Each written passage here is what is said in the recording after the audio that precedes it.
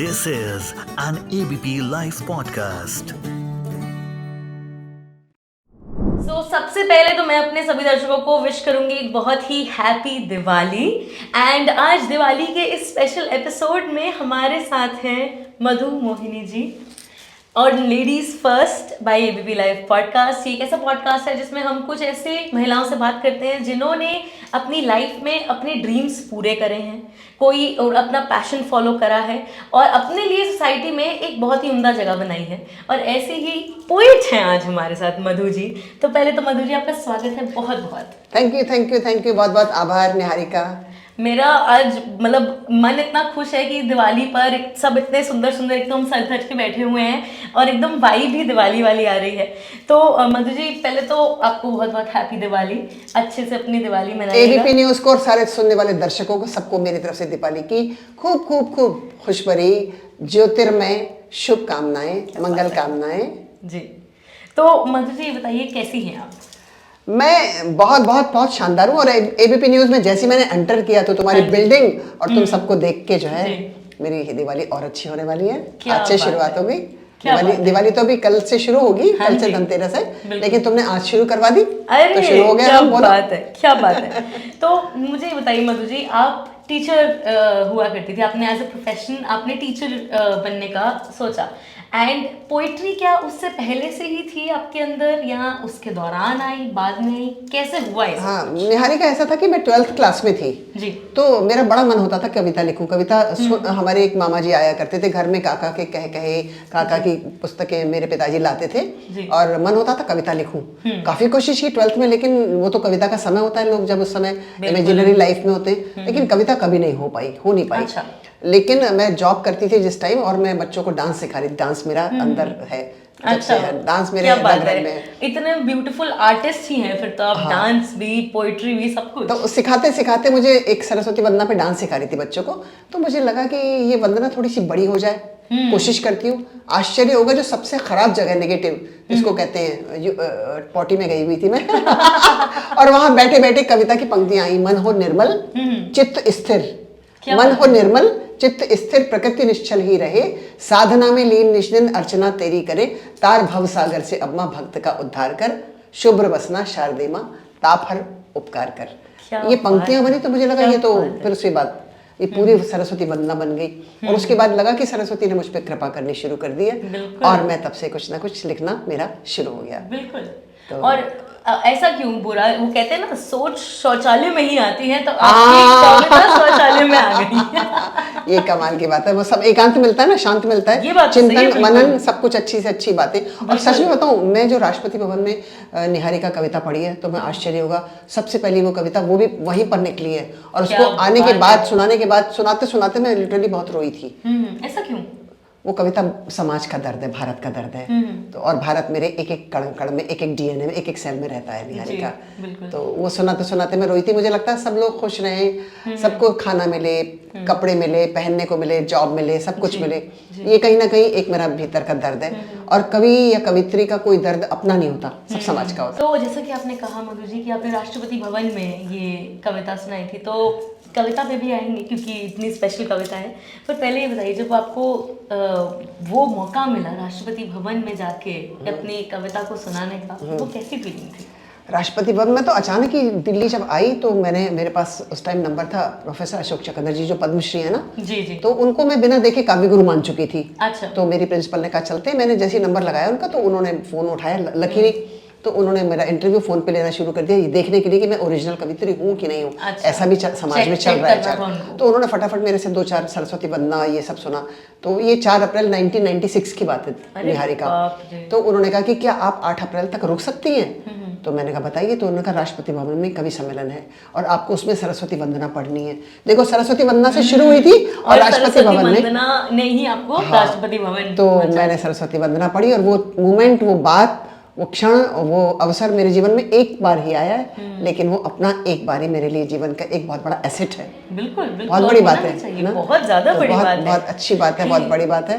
मैं अपने इवन मेरे पास अपनी साड़ी भी नहीं थी, साड़ी भी मैंने किसी और की, क्योंकि पता ही नहीं था कि ऐसा भी हो सकता है, इतना लंबा इतना बड़ा प्लेटफॉर्म मिल जाएगा ना, मतलब साड़ी लेके नहीं आए थे कि मालूम नहीं था, हम तो केवल मिलने के लिए आ रहे हैं, लेकिन मिलेंगे तो इतने बड़े मिलेंगे कि सबसे बड़े मिलेंगे देश के। तो ये एक मेरे लिए बहुत बड़ा अचीवमेंट ये लिखा ही था, तभी सरस्वती वंदना से ही आपका सफर शुरू हुआ और उसी चीज ने आपको इतने ऊपर तक पहुंचाया। तो मधु जी, कोई भी आपकी ऐसी कविता जो आपके दिल के बहुत पास हो, वो हमें कुछ लाइनें। अच्छा, तो मैं राष्ट्रपति भवन वाली सुना दूं? हाँ बिल्कुल। आप तो देखो लिपस्टिक लगाई है मैंने, लेकिन एक टाइम था, ये मजबूरी होती कि टेलीविजन में है, और सच में मेरे पास एक सबसे बड़ा शौक हुआ करता था कि लिपस्टिक बहुत पसंद थी मुझे, वहीं से कविता शुरू होती है। और वो लिपस्टिक में दर्द है। अच्छा, हाँ, दर्द है समाज का।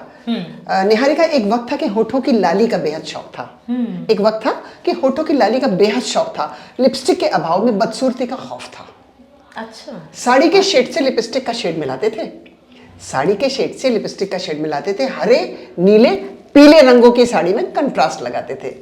साड़ी के शेड से लिपस्टिक का शेड मिलाते थे, हरे नीले पीले रंगों की साड़ी में कंट्रास्ट लगाते थे, डे में लाइट और लाइट में डार्क लगाते थे, मैचिंग आई शेडो से चेहरा सजाते थे, कंट्रास्ट आई शेडो से चेहरा सजाते थे। कलर कॉम्बिनेशन देखना कि रेड साड़ी पर ऑरेंज नहीं जमती थी, रेड साड़ी पर ऑरेंज नहीं जमती थी, ऑरेंज पर मजेंटा ब्यूटी कम करती थी। बिल्कुल। रेड साड़ी पर ऑरेंज नहीं जमती थी, ऑरेंज पर मजेंटा ब्यूटी कम करती थी। इन्हीं रंगों के मैच की लिपस्टिक की कतार थी, इन्हीं रंगों के मैच की लिपस्टिक्स की कतार थी। कविता शुरू होती है अब, इन्हीं रंगों के मैच की कविता शुरू होती है अब, इन्हीं रंगों के मैच की लिपस्टिक की कतार थी। जीवन में बनावटी रंगों की भरमार थी, जीवन में बनावटी रंगों की भरमार थी।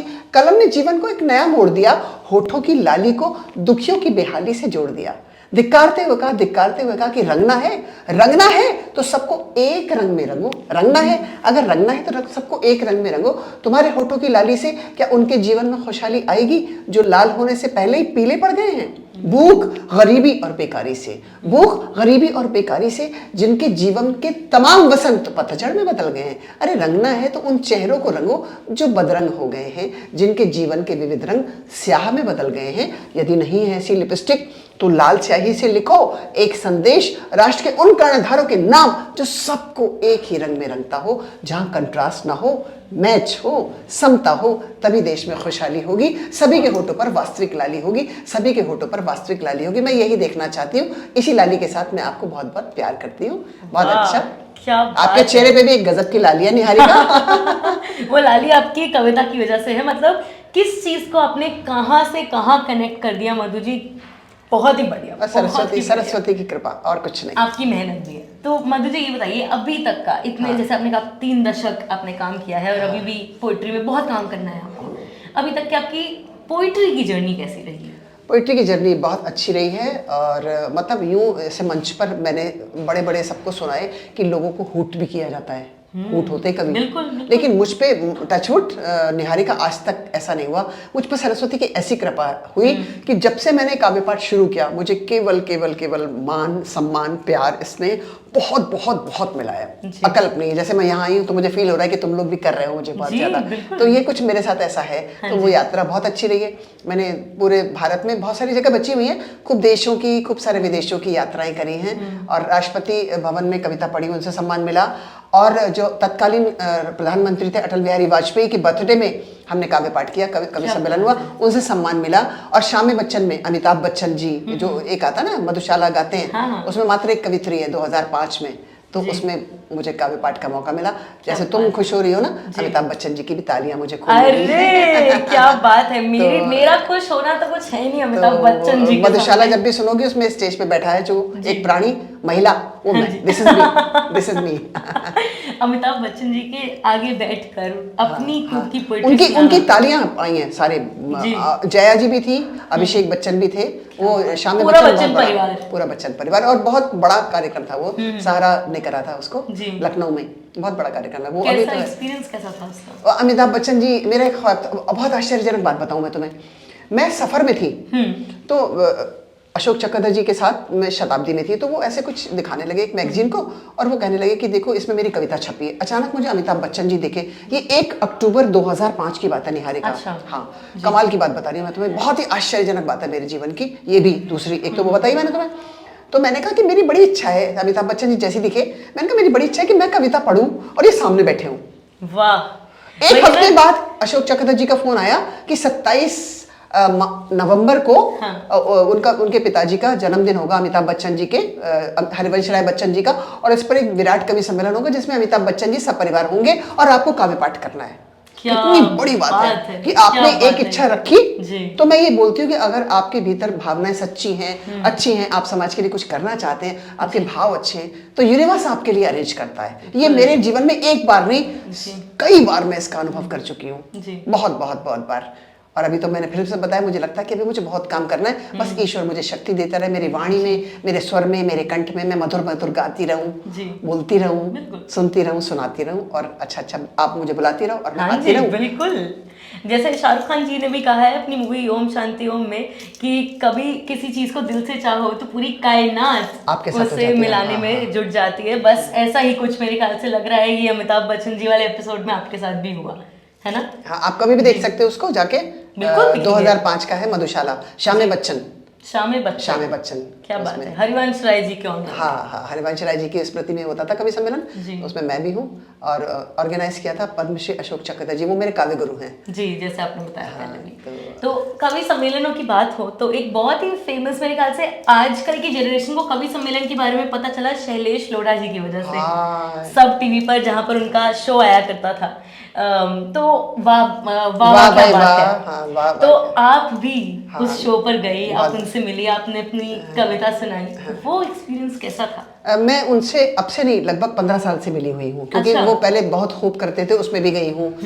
दिल्ली में कोई कौन सा शो था वो मुझे याद नहीं है। फिर उसके बाद सोनी टेलीविजन पे मैंने 3-4 शूट किए। तो उसके बाद उन्होंने मेरा काम देखा और मुझे फिर बुलाया। 5 नवंबर पिछले साल थे और इस साल भी 5 नवंबर को फिर से मिले मुझे। और एक बहुत बड़ा ख्वाब और बताऊँ मैं तुम्हें कि मैं अपने जीवन में, मुझे बड़ा सुना करती थी कि हीरोइंस जो हैं वो वैनिटी वैन में बैठती हैं, हीरो में बैठते हैं। मैं जब कार से उतरी तो मुझे कहा मैडम आप उधर जाइए। 5 नवंबर पिछले साल की बात है, 2022। तो कहा, मैंने कहा किधर? तो पता चला वैनिटी वैन। तो वैनिटी वैन का मेरा ख्वाब जो है वो शैलेश लोढ़ा जी ने पूरा किया। और इस साल उन्होंने मुझसे कहा था बस आप प्रार्थना कीजिए कि मुझे खुशी मिले। तो मैं शिव योग साधना करती हूँ, मैंने उनके लिए भी प्रार्थना करी। तो इस साल 5 नवंबर को उन्हें अभी 4 दिन हुए काका हथरसी पुरस्कार उन्हें मिला। वो योग्य हैं, उन्हें तो बहुत पहले मिलना चाहिए, तो उन्हें और भी बहुत सारे पुरस्कार मिलने चाहिए। तो शैलेश लोढ़ा जी को पुरस्कार मिला। मैंने बताया भी, मैंने कहा आपने कहा था मेरे लिए प्रार्थना करना, तो मैं आज भी बहुत खुश महसूस करी, क्योंकि पिछले साल भी आप मेरे साथ थे और इस साल भी आपको पुरस्कार मिल रहा है सेम डे। ये कोइंसिडेंस है। तो मैंने फिर वही बताया कि अच्छे काम करते रहो तो ऊपर वाला कहीं ना कहीं आपकी आवाजें सुनता है। आप बोलो मत बोलो, आपकी भावनाएं ऊपर तक जाती हैं, तार से तार जुड़ते हैं, जैसे ये जुड़ा है ना तार जी, ऐसे ऊपर वाले के साथ कनेक्शन में देर नहीं लगती अगर दिल से जुड़ो। वो खूब सुनता है निहारिका। एकदम बिल्कुल सही कहा आपने।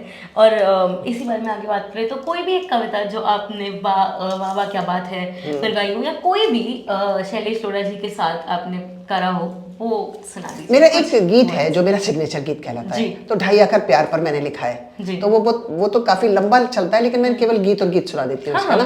बस उसमें एक लाइन आती है बार बार, जानिए वो प्यार है। प्यार क्या है मैंने कोशिश की है लिखने की, और ये गीत मेरा बड़ा फेमस हुआ। अमिताभ बच्चन जी की भी तालियां हैं इस पे। तो वो मैं गीत सुनाती हूँ तुमको ना,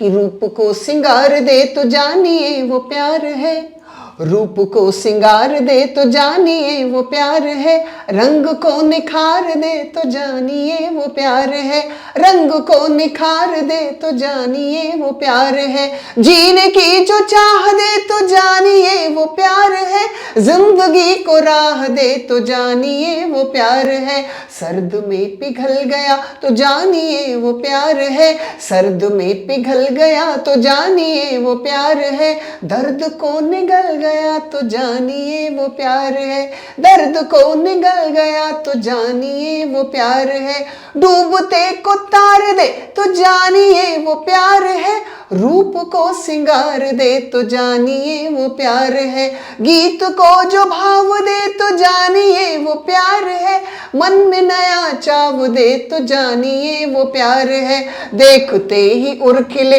तो जानिए वो प्यार है, सुनते सुनते सुर मिले तो जानिए वो प्यार है, सुनते सुनते सुर मिले तो जानिए वो प्यार है, टूटते को जोड़ दे तो जानिए वो प्यार है, जिंदगी को मोड़ दे तो जानिए वो प्यार है, जिंदगी को मोड़ दे तो जानिए वो प्यार है, बिखरे को संवार दे तो जानिए वो प्यार है, रूप को सिंगार दे तो जानिए वो प्यार है, आंखों बोलने लगे तो जानिए वो प्यार है, भेद खोलने लगे तो जानिए वो प्यार है, बिन कहे सुनाई दे तो जानिए वो प्यार है, बिन कहे सुनाई दे तो जानिए वो प्यार है, हो न हो दिखाई दे तो जानिए वो प्यार है, हो के दूर पास हो तो जानिए वो प्यार है, मीठा एहसास हो तो जानिए वो प्यार है। अंतिम पंक्तियां, दुख से उबार दे तो जानिए वो प्यार है। सब लोग कहते हैं कि every man is poet when he is in love. मैं हिंदी में अपने ढंग से बात कहना चाहती हूँ कि बहका मन रहे तो जानिए वो प्यार है, महका तन रहे तो जानिए वो प्यार है, आईने से प्यार हो तो जानिए वो प्यार है, आईने से प्यार हो तो जानिए वो प्यार है, चाह बार बार हो तो जानिए वो प्यार है, छंद गीत तान हो तो जानिए वो प्यार है, बस उसी का गान हो तो जानिए वो प्यार है। अंतिम पंक्तियां प्यार की पराकाष्ठा। मेरे दृष्टिकोण में क्या है, बहुत जरूरी है ये बताना, जीवन लेना नहीं जीवन देना प्यार का नाम है। प्यार क्या है कि सांसें तक उधार दे तो जानिए वो प्यार है, सांसें तक उधार दे तो जानिए वो प्यार है, जिंदगी निसार न्योछावर, जिंदगी निसार दे तो जानिए वो प्यार है, रूप को सिंगार दे तो क्या बात है। प्यार की इतनी प्यारी डिस्क्रिप्शन एक कवित्री ही लिख सकती हैं, और उसको इतना प्यारे तरीके से एक्सप्रेस करना गाने की तरह वो आप ही कर सकती है। थैंक यू निहारिका, मेरा भी दिल खुश हो गया। तो चलिए अब इसी बारे में ही और बात करते हैं। जैसे आजकल जैसे हम लोग बात कर रहे हैं, जैसे इंस्टाग्राम का ज़माना है, सोशल मीडिया का ज़माना है, कोई बनना चाहे पोएट तो ऐसे अपने उन्होंने 4 शब्द लिखे इंस्टाग्राम पे डाले, 100 लाइक आए, ओहो मैं पोएट बन गया। पर जिस टाइम पर आपने कविता लिखना शुरू किया था, तब सोशल मीडिया नहीं होता था, और कई लोगों को वो एक्सेप्टेंस भी नहीं होती थी कि कविता लिखना एक प्रोफेशन हो सकता है। बहुत से लोगों को पता भी नहीं थी ये बात। तो क्या आपको भी ऐसी कोई प्रॉब्लम? अरे तुम्हें निहारिका बड़ा आश्चर्य होगा कि मैं तो टीचर थी और मैं अर्न भी बहुत सारा कर रही थी, लेकिन जब कविता लिखना शुरू की, सरस्वती ने जब लिखवाई मुझसे कविता, तो मुझे उस समय ना तो ये था कि कविता से पैसा मिलेगा, ना कभी ये था कि मतलब मुझे कवि सम्मेलनों में मोटी मोटी राशि मिलेगी कि मोमेंटो मिलेंगे। बस कविता पढ़ना है, कविता गाना है, कविता सुनाना है, ये भूत टाइप का था, अजीब सा। चले गए, जाते थे, बस कोई बुलाता भी नहीं था कि किसी को पता ही नहीं था हम कविता लिखते हैं। बस अखबार में देखते थे, आता था कि बरेली में आज क्या कवि गोष्ठी, बिना बुलाए पहुंच जाते थे। अच्छा, 3 साल तक ये स्टोरी चली हमारे साथ। 3 साल, बहुत बड़ा पेशेंस है ये, बहुत ज्यादा है। और जाके बोलते थे कि हमें ना कोई मोमेंटो नहीं चाहिए, हमें तो बस कविता पढ़नी है। तो फिर हमने शुरू किया, तो हमें एक बहुत बड़े जो जानकार थे, तो उन्होंने कहा कि आप इतना अच्छा बोलती हो, इतना अच्छा लिखती हो, आप ये फ्री फंड में आपने कविता पढ़ना शुरू कर दिया है, कवि सम्मेलन में तो बहुत बहुत पैसा मिलता है, तो आपके ऊपर तो मोहर लग जाएगी, लोग आपके नाम से पैसा लेना शुरू कर देंगे, तो आप ये क्या कर रही हो। तो हमने फिर ये काम बंद कर दिया, और ये था कि भाई जो अगर मिल रहा है तो मना नहीं करेंगे, और वो तब से लेके अब तक चल रहा है। मिला तो बहुत है, अभी भी मिलता है। एक बात और बताना चाहती हूँ, लोग सुन रहे होंगे, देख रहे होंगे, निहारिका जब मैं बीए में थी, पैसे इतने नहीं मिलते थे, तो एनसीसी कैंप में गई थी, तो 40 रुपए मात्र मेरे पास थे पॉकेट मनी के लिए। लड़कियां खा रही थी, खर्च कर रही थी, मेरे पास नहीं था। मुझे लगा मैं अपनी माँ के लिए एक शॉल खरीद लूं। अच्छा। तो मैंने अपनी माँ के लिए अपनी पॉकेट मनी से एक शॉल खरीदी। आज वो नहीं है, लेकिन मैं याद करते हुए कह रही कि मैंने एक शॉल अपनी माँ के लिए खरीदा, और आज 30 साल में मुझे कितने शॉल मिले मैं बता नहीं सकती। इतने शॉल की मैं पहन ही नहीं सकती, मुझे बांटने पड़ते हैं बहुत सारे। तो 1-2 अगर माता पिता को, मतलब जो लोग देख रहे हैं, सुन रहे हैं, बस माता पिता को थोड़ा सा आप करके देखो, पता नहीं कितने सहस्त्र गुना आप लोग को मिलेगा। शैलेश लोढ़ा भारत के, विश्व के किसी भी कोने में हो, डेली अपनी माँ से बात जरूर करते हैं, स्टेज पे जाने से पहले, उसके बाद, उसके बिना वो काव्य पाठ नहीं करते। तो आज वो कहाँ पर है सोचिए। शैलेश लोढ़ा मेरे लिए बहुत आदरणीय है। जैसे अशोक चक्रधर जी हैं, ऐसे शैलेश लोढ़ा भी, उन्होंने मेरी बेटी को बहुत बड़ा प्लेटफॉर्म दिया। माँ बेटी विशेष किया, हम दोनों ने, मेरे और मेरी बेटी ने। एपिसोड 288 और 289 हम दोनों का है।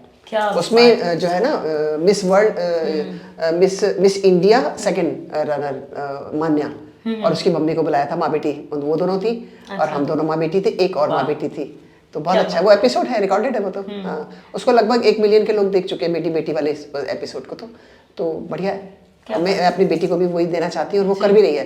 बहुत अच्छा लिखती है। वो भी लिखती है। हाँ लिखती है, बहुत अच्छा लिखती है, बहुत अच्छा लिखती है। मुझसे भी बहुत अच्छा गाती है, बहुत अच्छा। वो व्यंग्य भी लिखती है, गीत भी लिखती है और वो गाती बहुत अच्छा है। डांसर भी बहुत अच्छा है, डांस भी अच्छा करती है। मधु जी, आज आपसे बात करके इतना दिल मेरा खुश हुआ है ना। जैसे आपकी पोइट्री इतनी प्यारी है, आपका गाना इतना प्यारा है और आपका बोलने का एक तरीका इतना अच्छा है कि हर चीज में वो ग्रैटिट्यूड की अभी भी करना है, अभी बहुत काम रहता है। करना है। वो जो जज्बा है, हाँ, मजा आ जाता है वो देखकर। मतलब कितनी बार मेरी एज के लोग कह देते हैं अरे भाई थक गए, काम नहीं होता अभी, जबकि कुछ साल ही होते उन्हें काम करते देख। और आपको देखिए 3 दशकों से आप काम कर रही हैं और अभी भी। आज मैं बहुत थकी हुई थी, मुझे लगा नहीं कर पाऊंगी, टेलीविजन में अच्छा चेहरा नहीं आएगा, थका आएगा। मैंने कहा चलो कोई बात नहीं, निहारिका से जब मैंने प्रॉमिस किया तो मुझे जाना ही चाहिए। चेहरा तो उतरता चढ़ता रहता है, थकान तो आती जाती रहती है, लेकिन वो जो शब्द है, वो जो भाव है, वो जो कविता है, वो जो गीत है, वो बिल्कुल एवरलास्टिंग है। बिल्कुल। और वो आपने आज हमारी ऑडियंस के साथ शेयर किए, मेरे साथ शेयर किए, मेरा दिन बन गया। Thank you. मुझे बड़ा अच्छा लगा। बहुत प्यारी हो निहारिका तुम। और तुम सबको बहुत बहुत प्यार। मानसी को, तुम्हें, तुम लोगों ने जो मुझे बुलाया, और मैं चाहती हूँ कि ऐसे ही तुम लोग भी अपने अपनी फील्ड में जो भी करना चाहते हो, भगवान तुम्हारे सारे मनोरथ पूर्ण करे। दिवाली पर ढेर सारी शुभकामनाओं के साथ मैं कहती हूँ कि चाहते मिटाना यदि घोर अंधकार, यहाँ दीप सदा नेह के ही दिल में जलाइए। चाहते मिटाना यदि घोर अंधकार, यहाँ दीप सदा नेह के ही दिल में जलाइए। घर घर में ही दीप शिखा का प्रकाश रहे, इसी भावना से परो दिवाली मनाइए। पूनम के चंदा सी ही चांदनी हो चहुओर, पूनम के चंदा सी ही चांदनी हो चहुओर, मावस का अंधकार दूर ही भगाइए। और बाह्य साधनों से, लड़कियों से खास कहना चाहती हूँ कि बाह्य साधनों से नहीं चमकेगी देह यहाँ, बाह्य साधनों से नहीं चमकेगी देह यहाँ, भीतरी गुणों से निज देह चमकाइए, भीतरी गुणों से निज देह चमकाइए। इन्हीं शब्दों के साथ बहुत बहुत बहुत बहुत शुभकामनाएं ज्योतिष पर्व की आप सबको। मेरा ढेर सारा प्यार भरा नमस्कार। क्या बात है, इससे बेटर एंड हो नहीं सकता मेरे ख्याल से। बस यही हम इस मैम की ही बातों से ही एपिसोड एंड करते हैं। मेरे को कुछ बोलने की ज़रूरत ही नहीं है। बस विश करूंगी आप सभी को बहुत ही हैप्पी दिवाली और सुनते रहिए हम सभी के साथ ABP लाइव पॉडकास्ट।